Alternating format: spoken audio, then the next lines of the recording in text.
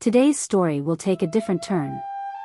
Imagine this, the brilliant, undefeated Alexander the Great, whose empire stretched from Greece to India, turns his gaze eastward, toward the legendary lands of ancient China. What would happen if these two mighty worlds collided? Would Alexander conquer, or would he meet his match? Hi, welcome to Storyflips. Please subscribe, like and share. Let me set the stage for you. The year is 324 BCE. Alexander the Great has just emerged victorious after his campaigns in India. His troops are battered but loyal, having followed him across thousands of miles. But Alexander? He's not satisfied. He's heard whispers of another great civilization beyond the Himalayas, a land of silk, vast armies, and golden palaces. But Alexander doesn't just want to conquer it. He wants to outshine every king, every emperor, and every god.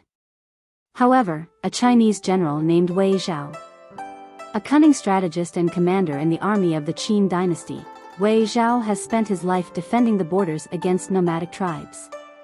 But he's about to face an enemy like no other.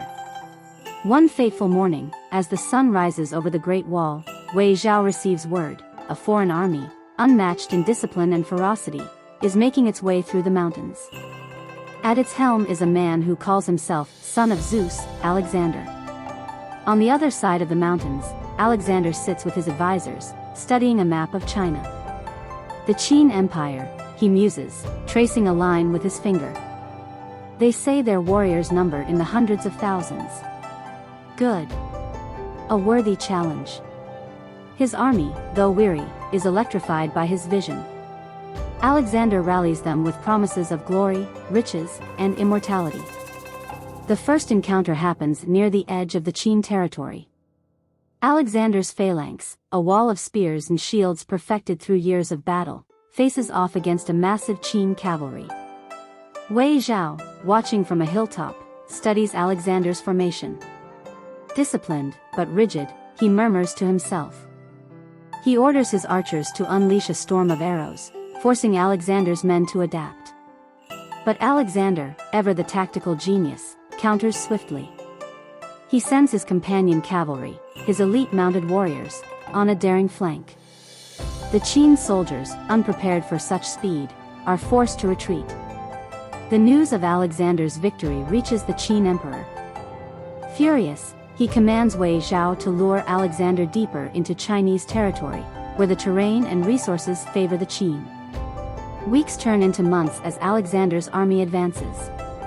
But they're not just fighting soldiers, they're battling the elements. Monsoon rains turn roads to mud. Supplies dwindle. And yet, Alexander presses on, his charisma keeping morale high. Wei Zhao, meanwhile, uses guerrilla tactics to weaken the invaders. Surprise ambushes. Poisoned wells. Even psychological warfare, spreading rumors among Alexander's troops of an invincible Chinese warlord. Finally, the climax comes near the Yellow River. Alexander, determined to end the campaign, decides to strike at the heart of the Qin army. Wei Zhao, knowing this battle could decide the fate of his empire, assembles every soldier he can muster. On the battlefield, Alexander's phalanx clashes with Wei Zhao's infantry. Elephants from Alexander's Indian campaign charge through Qin lines, but the Qin respond with ingenious war machines, giant crossbows capable of piercing even the thickest armor. The fighting is fierce, but Alexander, as always, is in the thick of it, rallying his men.